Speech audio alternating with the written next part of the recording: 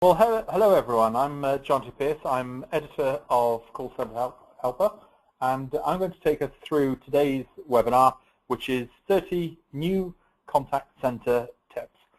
So into today's agenda, delighted to be joined by two well-known and well-respected regulars on our webinars. Paul Cooper from Customer Plus, who's worked in customer service for more years than I've had hot dinners, and Mike Murphy from Interactive Intelligence. The way we're going to structure these 30 tips, Paul's going to talk us through 10 management tips, Mike's going to talk us through 10 technology tips, and you in the audience can contribute at least 10 tips from the audience. And if it's anything like past sessions, we could be into very high numbers of tips going through. Bottle of champagne for the winner. So if you've got any tips, the earlier you get them in, the better while we're talking. But before we go, what I'd like to do is to pull up a poll to start off. Just like to explore with the audience how large your contact centers are. Just a nice little warm-up one there. So the answers are 0 to 10 agents, 10 to 49 agents, 50 to 99 agents, 100 to 399 agents, and 400 plus agents. I've seen I've actually got 10 agents in 2 categories there, so apologies on that one. My daughter's done a GCSE in statistics, would slap my wrist on that one. So just like to vote on that. We've got most people in, so just share the results with everyone up on the screen there.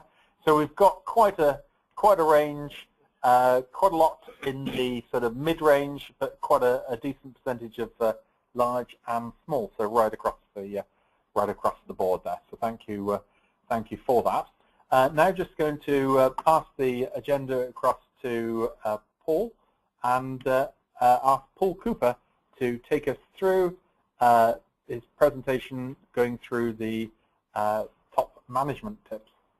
So Paul, if you'd like to introduce yourself and take us through your presentation. Thank you, Jonty. Nice to be here. Hello, everybody. Yes, contact center tips. I guess I've based these mostly on observations over the last, as Jonty says, many years, and feedback from all the call centers I've called into or judged in awards or those sorts of things. So let's just get straight in.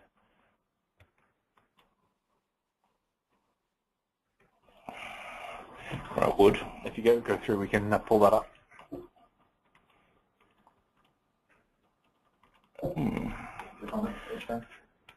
Okay, there's a picture of us at a cocktail party or other, Jonty. We'll move on from that one. Right, tip 1. When looking to improve productivity, look at system speeds first. I can't remember the number of webinars that we've done on this subject, but we tend to look at things and say, well, what are the sophisticated ways we can improve productivity and improve handling times? And agents come back to us time and time again and say, you know, the best thing you could actually do is make my system work faster. So always check that before bringing out these other things. You can always tell, obviously, with organizations, because they'll talk about anything. They'll talk about the weather or what it's like in your neck of the woods or whatever, because they're waiting for the screens to catch up with them. Tip number 2. This is actually one from the Institute of Customer Service that we used a lot in all of our material, really. Hire for attitude and train for skills. See, working in a contact center isn't for everybody, and having the right attitude to working in there is an enormous benefit, particularly when it comes to what can be, in some cases, slightly monotonous or boring work. Training for skills is really the key issue, because training stuff in a contact center, if it's done properly, obviously differentiates between good and bad. The facts of life are that there are no 16-year-old brain surgeons and airline pilots. So if we can train those sorts of skills, I think we can train people who can work in contact centers and be very, very good at it. But also, we sometimes tend to ignore that firing for attitude is important too. If someone isn't suitable, then they're not happy, and clearly you're not happy. So having that one always ready is just as important. Tip number 3, walk the talk. Staff do listen to what you say. I think I've used this one before with Jonty.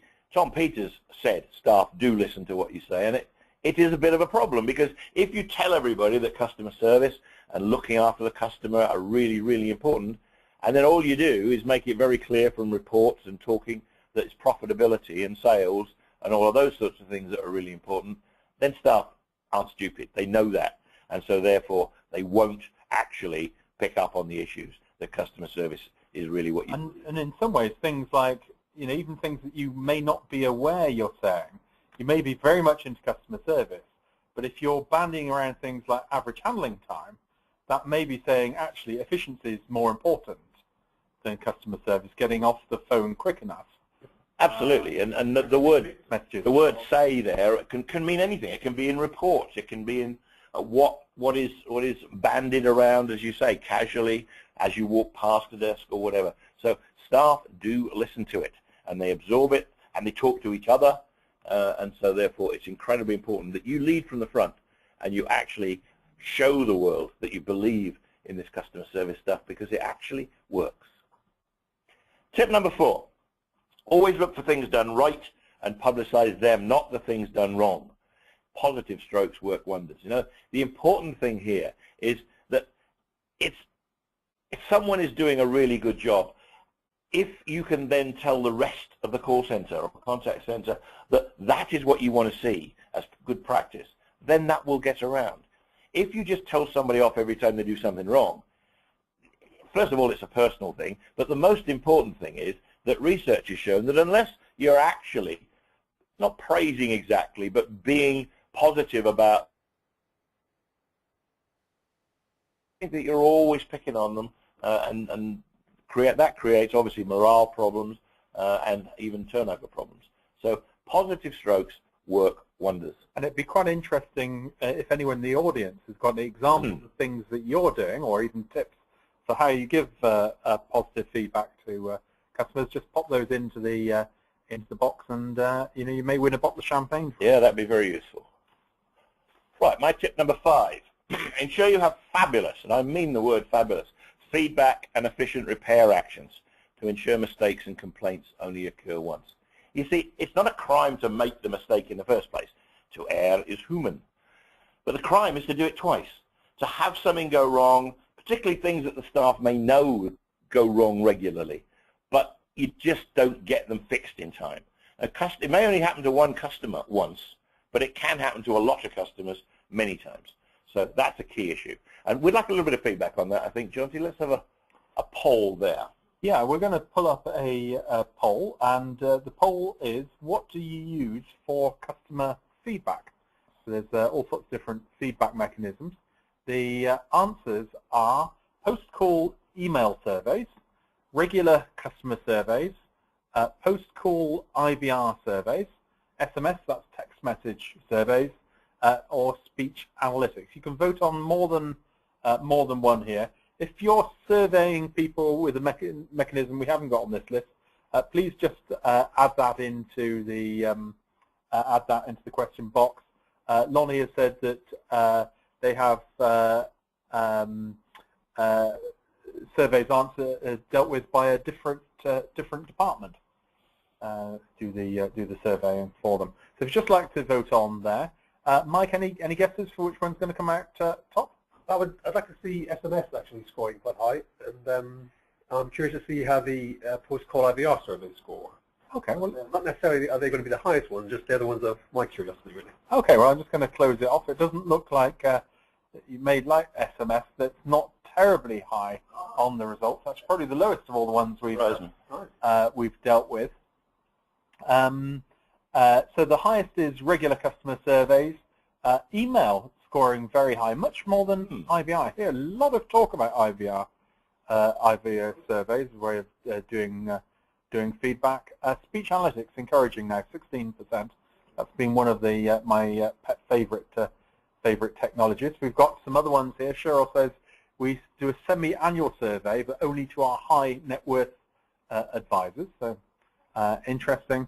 And James says we have a third-party company call on our behalf to make it easier for customers to criticize if they want to, and to separate it from the individual staff.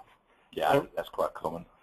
Different ways there. Paul is doing fabulous feedback, so pass the baton back to you. And I would just use that word fabulous again because there's two elements to a survey. First of all, there's getting the data in, and then there's listening to it and doing anything with it. And I have come across a number of organizations who do quite good surveys, but I'm not so sure they do it for any other reason than just internal ego for the good news, and they don't really make many changes about the bad news. But, you know, what do I know? I'll be back. Seem to be stuck again. Apologies. That's all right. Not my technology. I think your next tip's on KPIs, Paul? It certainly is, yes. Right, tip 6. Don't have too many KPIs, targets, or flavors of the month. Staff are cleverer than you are in finding ways to maximize income. So I could actually go on about this for quite a long time. One of the big problems in a lot of organizations, of course, is that KPIs are imposed from above or from other departments rather than developed internally, which I also have a bit of a bug about. But if you have too many of these things, you just cannot control them all, and you can't maximize performance. By all means, make it clear which ones happen to be important for a particular period of time. But do expect that staff are going to know ways to maximize their particular income on these sorts of things, and that could well be to the detriment of the company as a whole. So just be very, very careful that the key ones are nominated out, the key ones are measured, the key ones are on the wall, but you don't have 16 of them, or you don't have 24 of them, or in one case, an organization I knew had 46. I really don't think that's possible. Tip number 7, try to insist or ensure that, yes? Slides aren't coming up. I'm afraid that we can't actually see your slides at the moment. Okay, we'll go ahead. If you want to carry on with your presentation, we'll get the... Okay, I shall do it verbally. I'm sorry about that. Tip number 7, try to insist or ensure that all departments in the organization are servants of the contact center, not the other way around. Now that should please a few bosses out there. I do mean management, and I do want you all to explain why. The reason being clearly that the issue is who are the people in touch with the customer? Who are the people who are in touch with the people that are making the profit for the organization? If it's a normal company or if it's public sector, who are the ones that are going to be building the reputation and getting things done? I can understand marketing department and finance department thinking how important they are, but actually they're not, because the people that pay the bills are the customers, and the customers are dealt with by the contact center. So having it all working towards the contact center, having the contact center at the center of everything is incredibly important. And not only that, having visitors to it, showing people, not just sticking it out on a limb and then forgetting about it. Contact center is the most important part of any organization. Right, hopefully we're back on screen again. Tip 8, call your own contact center regularly to test the system. Speed of answering, salutations, recorded messages, etc. You see, the trouble is that people get into a habit of knowing other ways around the system. I see this particularly in the public sector, where councillors know a different phone number, or they know a way into the system. So they don't know the problem that us normal customers have in IVR systems, or in the time it takes to get answered, or all of the things that can go wrong. If they had to use the same systems as the customers have to use, my bet is that the budgets might just find a way to improve these systems a little bit faster. So actually, people out there in the contact center, it's in your interest. So listening to all this stuff is incredibly important. This is your face to the outside world.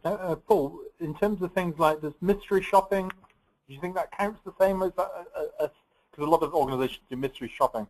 Does that work the same? I think mystery shopping is an excellent thing. I personally do quite a lot of it myself. And all I would say is that in many respects, professional mystery shoppers who know what they're doing and are being briefed on what the organization needs to know often are better than purely just listening to customers that are going to have a different view on these things. But I think it's a combination of both. I don't think anything beats the supervisors or the managers actually calling their own systems, and for that matter, testing out the websites as well, and really seeing the things the same way that customers see. I'm sure with the things that all of us see every day or hear every day on the phone, you cannot believe that these things are known to management, otherwise they'd never let them happen.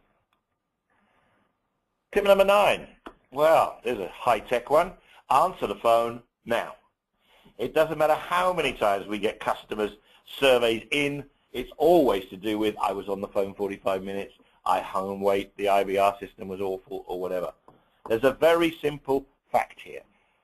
Things that say your call is important to us, things that say we are suffering an unusual high level of calls, you should hear what we, the customers, are saying back to those. Your call is important to us, but not enough to hire enough people to answer the phone. We're suffering an unusually high level of calls, presumably all complaints. Those are the things that go through our head while we're sitting there for 20 minutes trying to get an answer. And I have to say, this isn't the time for me to raise it, but I don't think IVR is the answer to that. Tip number 10, and probably the one that's dearest to my heart. Constantly look for ways to give more empowerment and trust. Good staff want it and revel in it, and for goodness sake, we have enough control systems on any system in a contact center to know whether people ever abuse these sorts of things. There's a very simple formula here. Contact center work in the main may be difficult, may be complex, but I find it difficult to believe that in many cases it's more difficult than what a lot of these people do at the weekends. Sometimes they can be treasurers of sports clubs or run the scouts, or they can do something with the church, or for goodness sake, they run a home. That's a management job, managing money, managing children, managing everything else. They do all this stuff at the weekends, and then they come to you on a Monday for a rest, because we don't always challenge them at work. So looking for ways, good ways, to pass empowerment on, and empowerment means trusting the people, is, in my view, a way of really, really spreading the load and gaining the maximum from our staff. So that's sort of where I come from on my 10. I think we'll have a poll now, Jonty, on that particular subject, and then you take it from here. Okay, thank you for that, Paul. What we're going to do is we've got a number of scenarios. We're going to explore that question of how much does your organization trust your staff?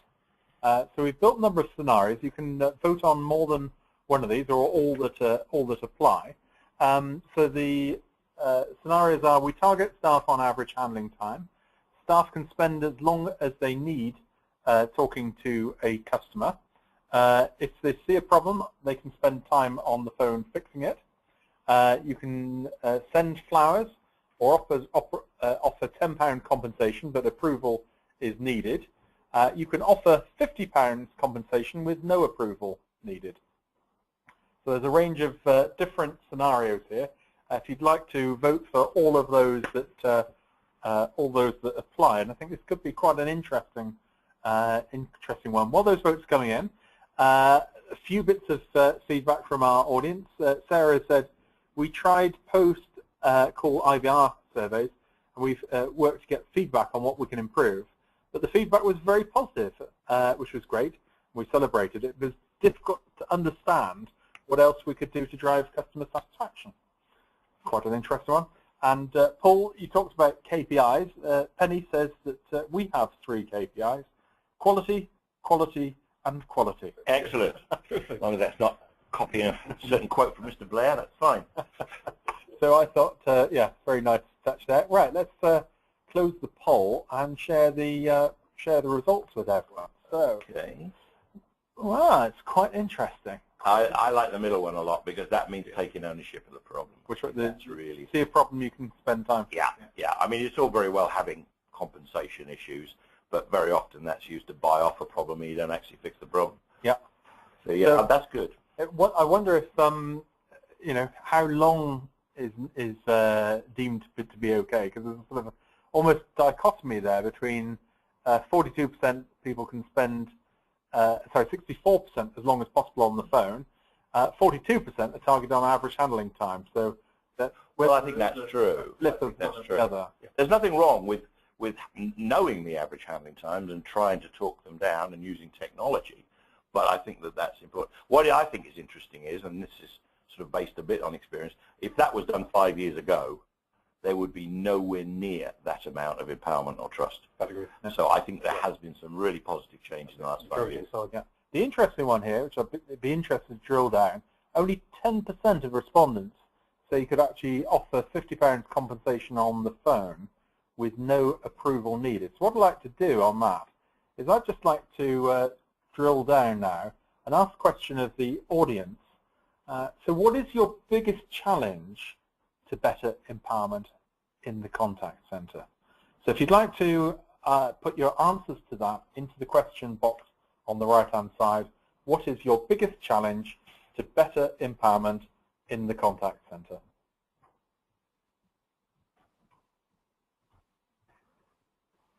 So if you'd just like to put that into the question box. And we're getting some of the answers through. OPEX says, Guy Alexander said it's to do with skill sets. Nathan says to do with staff. Matthew, cultural change. Attitude says Lucy. Providing a consistent service, says Rebecca. Confidence. What's some of the other answers? Rules and procedures. The old ways of thinking, says Bart. Budget, training time, complexity of processes. Control of and trust, skills and languages, interesting. Systems and processes, skill sets, skill and will, skill and cost. The skills coming a lot in this, Paul. Yeah, challenge. Yeah, that doesn't surprise me, and I do believe that the longer people are with a contact center and the more skillful they are, then obviously the more one should empower and trust. You don't necessarily do it with new starts, but whether there's a robust way of doing that, or whether it's on the whim of senior management, is another issue. Taking responsibility with third parties within the business while liaising with the customer. I guess that's what. Yeah, I like that one. Talk through. Mike, having a good CRM, says Hub. We're getting a few saying, "What's in it for me?" or attitude. So I guess people are often quite.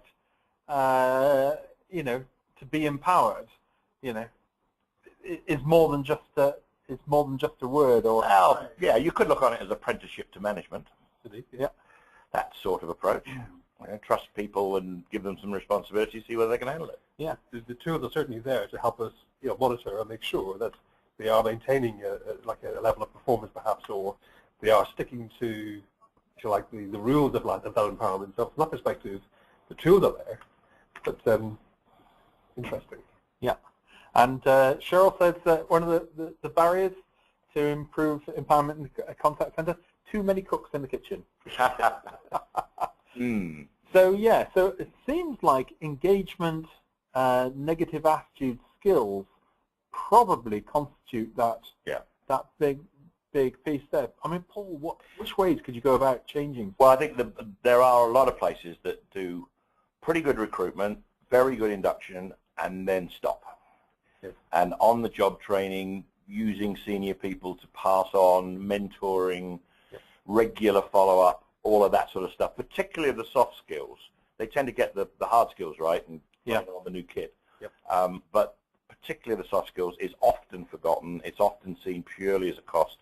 And yet there's so much evidence about that it provides much lower headcount turnover, much higher employee morale and satisfaction, and is well worth doing. And one could have steps. And I'm always being told there's not enough career paths in a call center. Well, put in 4 different levels, depending upon both not just time on job, but on responsibilities and how much they get to know and how broad the knowledge is and whether they can take all the calls or some of the calls or part of the calls. Hierarchy is an extremely easy thing to put in to the benefit of the staff rather than necessarily keep it flat for the benefit of the company. Yeah, and if anyone in the audience has had any experience of improving skill set or attitude, we'd love to hear your experience if you want to put that into the question box. So thank you very much to everyone in the audience who took part in that. Now delighted to hand across to Mike Murphy. Mike's spoken on a number of very popular webinars this year, so just pass across to Mike, and if you'd like to take us through your presentation. Thank you, Jonty, and thank you, Paul. There's some fantastic insights there with regards to, from the management perspective, on the tips. So very grateful for those. And I suppose in a way I'm sort of here from the technology point of view to just sort of remind us how we can underpin those with the tools that allow them to be easily and effectively deployed. So just touching on, I think it was, Paul, your tip number 9, I think it was, with regards to the sort of signals or messaging in your call queues to say, I'm apologizing that for extra long queues today and that kind of thing. Really, if that is happening in your centers today, then really your workforce management tools aren't working correctly. So my tip is to revisit that and get your tools for workforce management working correctly. We argue that it should be containing not just call volumes, but your chat volumes, your email volumes, SMS messages, those kind of things. We can forecast all of these media. They shouldn't be sort of considered as different groups or silos. They should be managed in exactly the same way. And really, just a reminder, if you are struggling with this and your tools aren't able to deliver this kind of capability, then just refresh them, because the ROI on that sort of capability is very, very fast. I mean, 6-9 months maximum, and your ROI is a given. The next one really is kind of a sort of a commercial one really around technology, and it sort of reflects how we've been sort of providing technology to the contact center to date. It's been very much designed to be building up a capability for your busiest volumes. So my tip is to say stop paying for idle licensing and support, because when you do build a solution for your busiest time of the year, that means there's a lot of time of the year where those licenses are idle, and similarly, and hence you're sort of paying for idle capability. And my sort of argument is, why are we doing this? Flip the idea is our argument. The notion, if you like, of, well, instead of configuring for your busy time, we sort of say let's configure for your minimum time, and then we'd only charge you for when you enter those areas of needed more consumption. And in that way, we get to this idea of what's called like actual usage. So I'm contracting to my minimum, and then I'm paying as I go as my busy periods arrive. But I only pay for those busy periods. And this should apply not just for the core technology, the core sort of multi-channel contact center, but for all the elements you can see here, like the analytics, the callbacks, dialing, etc. These are all just parts which should be, again, actual usage. And I guess that some of these were a sort of hangover from the hardware days, where you got a much better price if you bought up front. Correct. To get everything included, so you tend to over-specify, because if you then want to add the hardware on later, the cost of an upgrade would be much more expensive. But I guess with these days of software, a lot of those considerations have gone out the window. Fully, and the notion of having to prepare for the busiest time, really has to be challenged now. And certainly having capability there that's just not being used just does not make sense. So the next tip really is around the actual choices of technology. And again, maybe like a decade ago, like all of 10 years ago, there was this idea of best of breed is the sort of the way to sort of deploy effectively in your contact center. So I am going to go and buy the best IVR in the marketplace, or the best data in the marketplace. And really our view is that that's just very costly these days. And when we look at the capability from the all-in-one platforms, all of the functionality is there. It's not just the case of, oh, the best of breed is so much further advanced. It's not really. So from that perspective, revisit that kind of strategy if that's something that you kind of often prefer to do. The costs are enormous financially. You're paying a premium. Legally, you need more sort of contracts with multiple vendors. You need more people in-house to sort of look after these individual platforms and become an expert in the specific technology. And then obviously you've got to maintain education on those technologies. So the costs just build up over time to be very, very significant. So now, break over, Jonty, for a poll, just to, I think, to kind of introduce my next tip, really. So yes, indeed. So what we're going to do is we're going to have a look at the telephone numbers you use in your contact center. So we've got a poll, which is what telephone number strategy do you use in your contact center? Apologies for the typo on that one. So we'll just launch the poll there. So do you use one main number for people to reach you, where it's answered by a human? One main number where it's answered by an IVR? Do you use one number per department? Do you have multiple numbers, or do you have something that could be just described as a right mess? So I don't know what's likely to come out the results here. Mike, any take? Maybe we should say that for the fourth one or the fifth one to be something creative, perhaps. But multiple numbers or numbers by department should be common. A creative numbering strategy, I guess, like that. Well, let's have a look at what the audience has voted. So by far, it looks like one number is probably the winner overall. Oh no, probably not. Yeah. A bit evenly split. Certainly, one number per department doesn't seem very high. One number no IVR, one number with IVR. Mm-hmm. That's interesting, and multiple numbers. So certainly, I see a lot of companies get stuck on one number. We've got to give this one number. But if, for instance, if you're sending out a bill to someone, I think it would be fair game to put the billing number on the top of the bill. I think the bottom one would be much higher if you asked the customers. Yeah, it would be. Well, let's just drill down into that a little bit more detail. And so, what physical telephone numbers do you use in your contact centres? Do you use standard numbers like a geographic number like 0207 for London? Do you use free numbers like 0800? Do you use managed local rate numbers 0845, 0844? Do you use managed national rate numbers, or do you use premium rate numbers? Again, you can vote for more than one category in here. My prediction on this one is around geographical numbers like 0207. I think it would be, that's my take on the most popular. Mike, most popular? Okay, I would disagree. I'm looking forward to seeing what the results say. I think. So which one are you backing? Or are you just backing all the other four? Oh, I think the third one.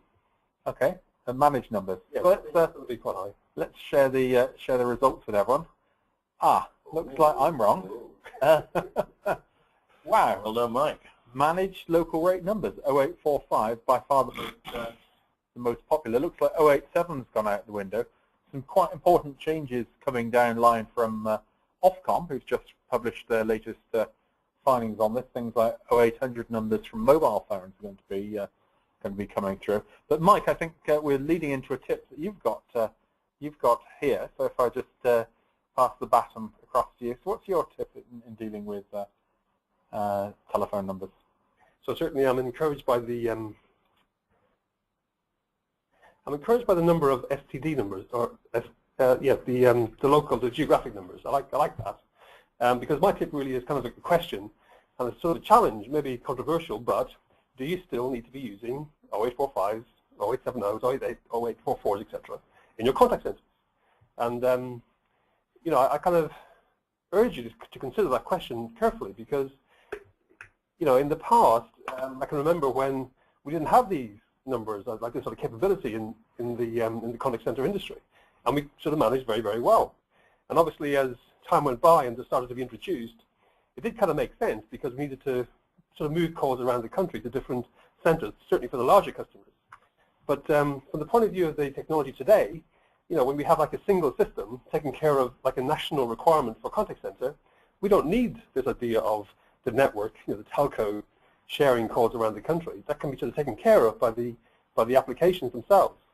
So if there was a case that these were to be removed from your organization, which I have seen some of my customers actually do, it's a great shot in the arm to your customer experience because they actually, I think they sort of see it as something which is like you're reassuring them by sort of taking away is, am I paying for this? How much am I paying for this? I'm not really sure how much I am paying for this. And by actually taking it away, it's actually seen as a positive step. And certainly technically, with SIP trunks today, all the things that we couldn't do in the past that kind of brought these in the first place is now available, sort of a standard sort of onboard capability of the newer technologies. So really, if you want to kind of hang on to these and sort of keep them in your sort of like customer experience strategy, who's the winner really? I sort of argue it's not your customers. I would argue the winner is your telco, and I'm not really sure that's the right way it should be set up. And we've got a bit of a debate coming on this. We've got Chris says we've been using 2 numbers with individual IVR focused on customer types. Sarah said we've multiple legacy numbers from where we've been through mergers and acquisitions, but are all answered with no IVR. Guy said marketing often requires multiple numbers, I guess for different campaigns. Dennis, I think, picks up on your point with so many people answering with IVR. Isn't IVR less customer satisfying? Bruce has said they use 0333 numbers because they're included often in your mobile minutes. James said we do use 0845 numbers, which allows us to, if we lose a data center, we can move from one location to another. And Samantha said I manage an outbound sales center. It's more encouraging for customers to call us back on an 0800 number or a local call, for instance, 01270 number, for example, and we're currently trying to increase inbound calls and getting the customer to call us back in relation to the current product. So make it as easy and cheap for people to reach us. Good examples. And thank you for that feedback. So the next tip that we have really is the idea of go cloud.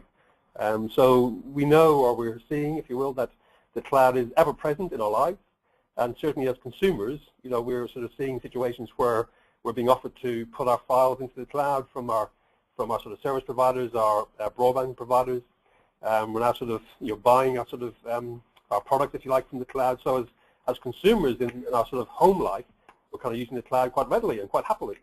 But that's on the sort of business side of things, we're sort of seeing a sort of shyness to adopt the cloud. And really my tip is to kind of get over that and start embracing it, because really it gives you some significant advantages, certainly around flexibility.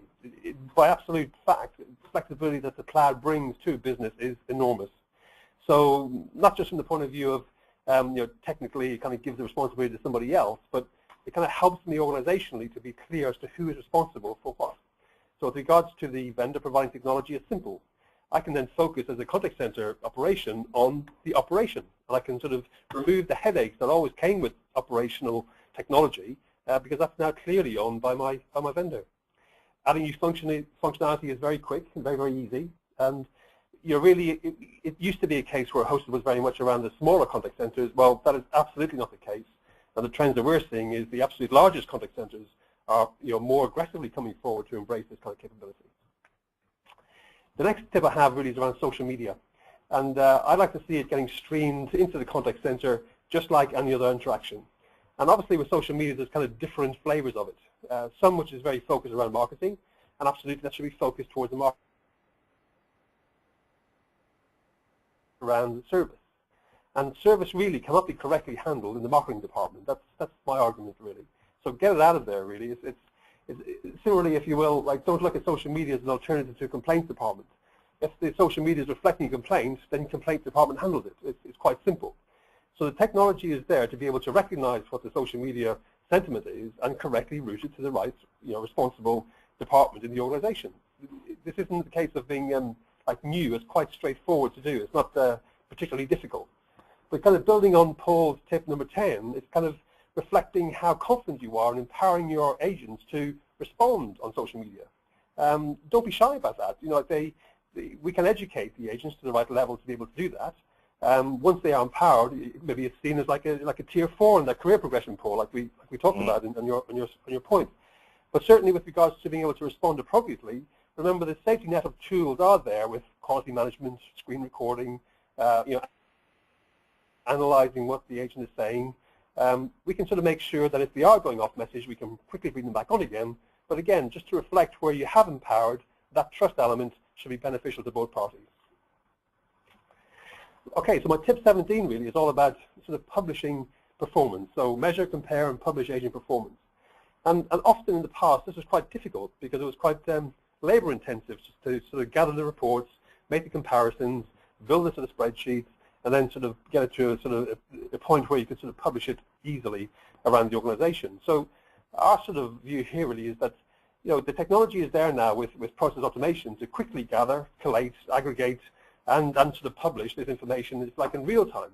So no longer do you need this sort of team of reporting analysts in one corner of your center gathering this data and sort of putting together. The tool should be able to do this itself.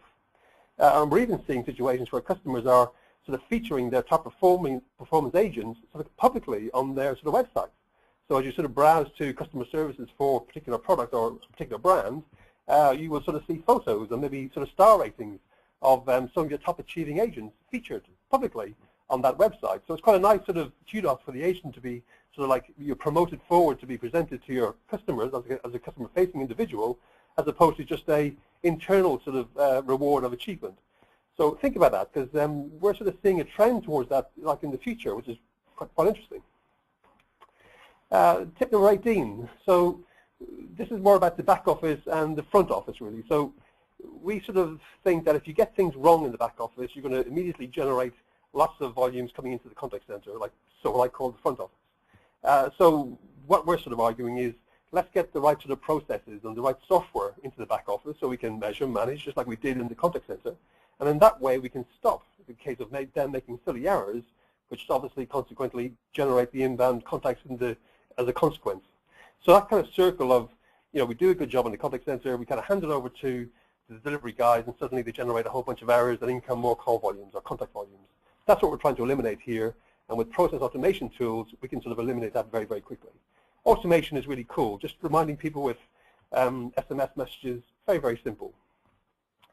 The next point I had is about IVR, really. It's kind of, think hard before spending on IVR.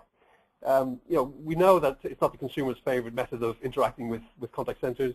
If you have got money to spend in this area, think about putting it into mobile apps. And those alternatives are there, and they are very, very effective. It's a different sort of like interface for your customers, and they like it. They really, really like it. So it's not a case where sort of IVR is done and the solution just melt away. That's not true. But things like routing and things like satisfaction surveys, all very effective. That can be done in IVR. But the little point there about please, please, please don't get an agent involved in choosing which call they're going to have satisfied, like doing a satisfaction survey on, because it's meaningless. I think you kind of that to me is not a satisfaction survey. So just think hard before spending more on IVR. And then tip number 20 really is we're seeing speech analytics being adopted. It's kind of working very, very well. Obviously we saw it in the poll earlier about how effective it was for feedback. So in that sense, think about the knowledge that you have in-house now. You're hearing the customer has told you a lot and has presented you a lot of information on their sort of on the speech analytics tools. So use it. Use it to help you rebuild your call flows. Use it to figure out how best can we modify how we handle that customer to a better effect. Because if you do that, it'll just show the customer that you're listening, and everybody wins. So with that, Jonty. Yeah, thank you very much, Mike. It's very encouraging to see now that 16% of the audience are using speech analytics as a way of gaining customer feedback. So thank you very much for that, Mike. We're now down to the part of the webinar where it's your turn to go through your tips, chance to win a bottle of champagne. We're going to start with a couple of management tips coming through. Penny has said, my top tip, ensure that first-line team managers are spending 75% of their time sitting with their staff, coaching, and coaching. Invest in people and focus on quality, and the results will flow from this. I guess that there's a big danger in a lot of contact centers that team leaders feel their job is actually responding to emails quickly from other people in the organization rather than coaching in frontline staff. And we've got a comment in from Alexander. Memo to the boss: don't do my job for me. Paul, you've spent years in senior management positions. I would love it if someone said that to me. I mean, I judge a mature place by the ability of staff to tell a boss. Now, I can't answer you because I'm talking to a customer. Yeah. And yet that still doesn't happen in so many places. Bosses are not that brilliant at doing the job in many cases, unless they've been promoted off the floor very recently, because the changes happen so much. Plus the fact that very often the other way around, great agents don't necessarily become great managers. Leah said communication from the top down in call centers is important. If your audience is predominantly Generation Y, then certainly putting a poster in the canteen. There's certainly no substitutions for refresher training, is there? Especially one of those inspiration posters with waterfalls. Samantha, we are only a small contact center of 12 sales agents, but we pick call of the week. The agent has their call selected. For this wins a bottle of wine for the weekend or a pack of beers. We then distribute this call to the team for them to listen to. Excellent. Makes each agent strive to provide best calls and have theirs selected. I also believe the other agents who are in training can pick up techniques on different sales techniques. So I think that's a nice one. And this one I think is a bit like an open day. Chris has said, as part of our induction process, we've worked with our HR department to include a half-day visit to the contact team to see what we do and how we work with our customers. So I guess this is an induction for other people. Every employee. Other departments. That's essential. Absolutely essential. So helps to build business. Keep it fun, says Anita. Keep the staff interested and motivated by having themed days linked to customer service. Makes a big difference to the attitude of the staff and we get some of our best compliments on or immediately after one of our theme days. I've seen this before, actually, people saying that they actually see a big uplift in things like sales for a theme day. There's a question on the forum today actually saying, is there a theme for a May Day theme? So answers on the postcard for that one. So I'm not going there. That's too political. And I don't. Maypole dancing and oh yeah, dancing around the maypole. So parade through a big square with loads of guns. I don't know what the next I don't know what the next theme day could be. With any events come out from the sporting event? Morris dancing. That's a good one. Alexander 1 has said, my tips: identify the expectation of the client. Clients don't buy products or services, but desires and solutions. Correct. Yes. Well done, Alexander. If your focus is truly that of exceeding customer expectations, then ensure that your mission statement is closely aligned to this, and that everyone's KPIs filter down from here, and indeed filter back up. That way, everyone is singing from the same hymn sheet to achieve the same goal. That says it better than my tip did. It's a similar thing, but absolutely right. And that's set in by Nikki One, who's on our chat room currently. Language is key to what we use. Remembering that calls are in fact customers changes the way in which the staff react and work, especially in busy time. Yes, I think we can talk about call volume rather than customer volume. That's a good point. Yes, very easy to do. Focus KPIs on quality of interaction rather than efficiency. This will reduce interaction to customer ratio, will increase average handling time, but reduce volume and increase customer satisfaction. And that was endorsed, wasn't it, earlier by the poll? It'll also improve first-time resolution, which is the key issue. Nikki One says, view, determine, understand, action. All of these are key in driving success within a contact center. Mark has said, focus KPIs, discussion, on quality of interaction rather than legacy KPIs. Yes, good point. Certainly there's a lot of folklore in a lot of organizations. You tend to add to KPIs rather than ever removing them. Understand the exception, don't act upon it. Yes. Yeah. Yes. So, yes. Don't keep changing the rules every time a one-off happens. Yeah. That's absolutely very true indeed. Interesting. The trouble is, by the way, sorry about that. The trouble is that senior management tend to hear about these exceptions and these one-offs and want to issue edicts about it and change things when they really are just a one-off. Just get used to it. Yeah. Would social media in the early days have been an example of that, where you're getting this kind of real feedback, live and broadcast, and then suddenly senior management are getting very nervous about, hang on, I need this to be managed by my marketing team. Yeah. So context is key. Empowerment has to be a key part of culture from the top down. Yes. It shouldn't be a KPI, but very much part of an advisor's day-to-day job to be empowered to service. The problem is that empowerment and financial metrics often get confused in terms of financial. As does authority. Yeah. You mix up authority, isn't it, too? Nothing more powerful for cultural change than individuals themselves to realize their own attitudinal issues. Best way of highlighting this is to take them out and see how others work. Quite interesting there. Supervisors should be available and visible, often being seen on the floor. Always. Why are they not there? Yeah. Well, perhaps they're doing their email, which is the biggest killers of. Do that on the floor. Ensure an excellent knowledge system. Yes, agreed. Certainly very important. The entire management team must be involved in the creation of a change strategy and on board with the changes you wish to implement.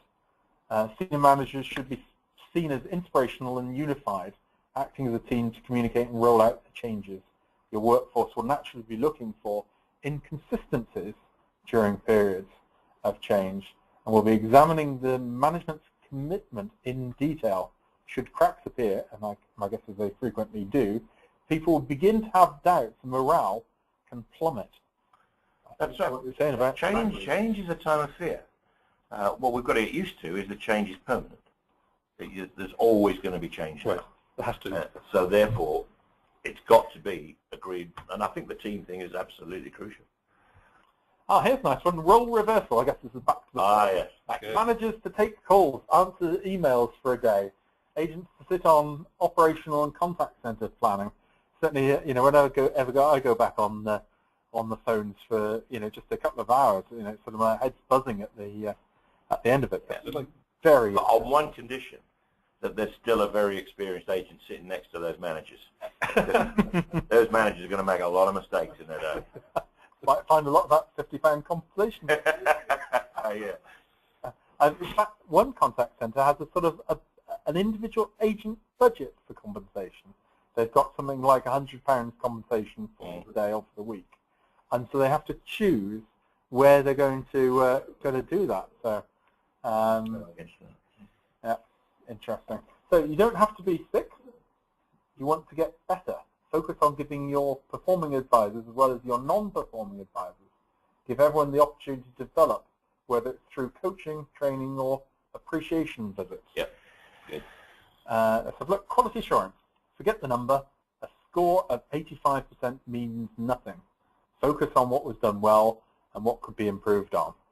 That reminds me of another one that we did, Jonty, several times. Why isn't every target 100%? Yeah. And then know why you miss it. Just making up a number that if you hit it, somebody adds 2% to, is totally illogical and treats agents a bit like children. Maritza sends daily motivational tips to the contact centre agents with a bit of training. So nice. Interesting. I wonder if they're Jonty's tips retweeted then. Of course. Great ideas come from within. No one knows the customer like the person talking to them every day.